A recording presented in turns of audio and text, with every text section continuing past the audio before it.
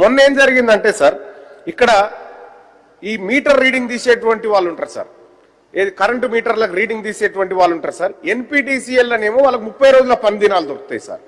SPTCL అనేమో 30 రోజులు ఉండదు sir పని. వాళ్ళు కొద్ది రోజులు మీటర్ రీడింగ్ తీయాలి సార్, మిగతా రోజులు పస్తులు ఉండాలి.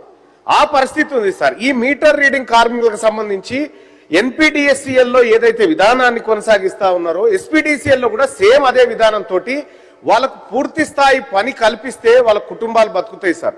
మీటర్ రీడింగ్ కార్మికుడు సమస్య మామూలుగా ఉండదు సార్. మిట్ట మధ్యాహ్నం మీటర్ రీడింగ్ దిద్దామని గేట్ వేసి ఉంటే గేట్ ఎక్కుతాడు సార్. గేట్ ఎక్కగానే వాడు దొంగ ఊరుకొచ్చి కొడతాడు సార్. వాళ్ళని వారు రకరకాల ఇబ్బందులు ఎదురవుతూ ఉంటాయి సార్.